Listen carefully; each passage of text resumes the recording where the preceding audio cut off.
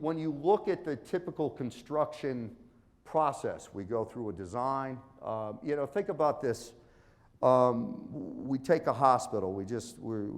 They're longer duration projects. But let's say you take a hospital, and from thought, from concept to operations is 24 months, 36 months, right? It's a fairly extensive planning, design, permitting, construction.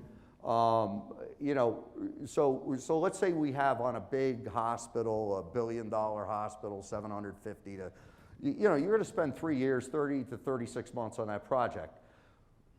The guys that have to run it for 30 years. So, if you look at it that from the success that we win in our first 36 months, we have to ensure that the folks can run it for the next 20 or 30 years.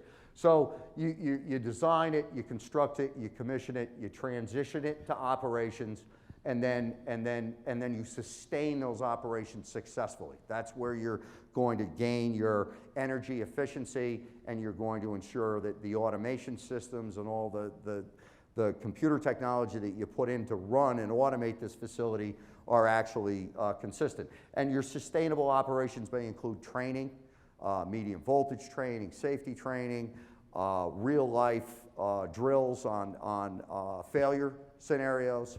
So there's a lot that has to go on as you operate it. So I tried to put it in a graphic form, but if you look at this and you say, look, every project that we're going to do, 95% of the work that we do today is what I call full life cycle commissioning. It starts at the concept phase and goes till the warranty expiration.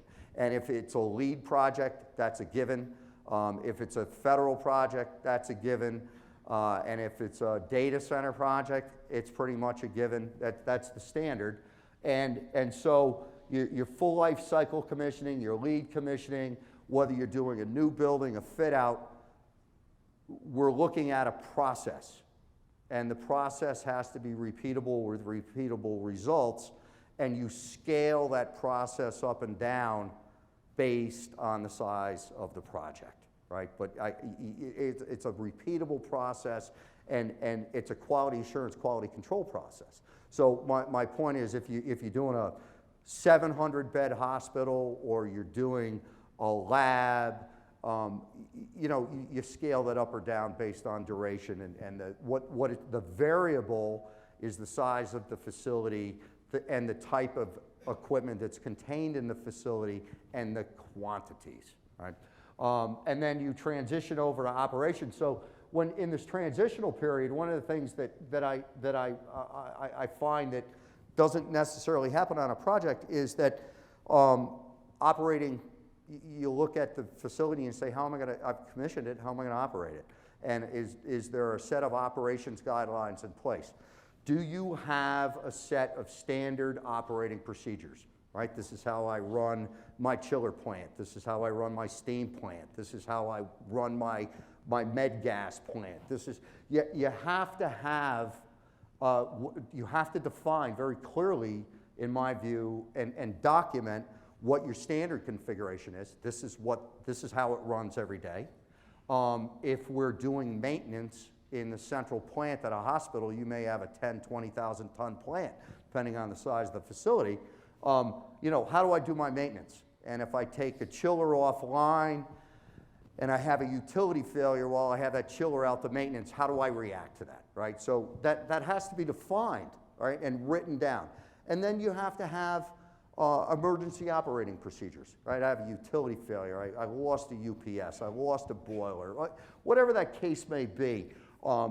It needs to be documented. And the reason I'm stressing this is, so you have these documents, but in order to validate them, right, to be able to stand in front of the equipment and walk through the gear and go, yes, the red button, push it once, and it makes this happen. You can do that during commissioning. That's a low-risk activity, right? Maybe you lose a couple hours, but you don't drop your load. But these elements, if you produce them over here on the design, during the design, then you can validate them and walk them down through commissioning, because who knows your systems better than the guys that are out operating them in the field. And you can bring your operators in, walk them down, walk the procedures down, validate them. You can do training, and then you move from this transitional period over to your continuous operations, right? Where you do your continuous validation of the facility, you do enhanced training programs, you may want to do a facility or emergency response drills, and you may what we call an annual site checkup or a health check on the facility. Is it actually the way you left it and the way you want to leave it operating?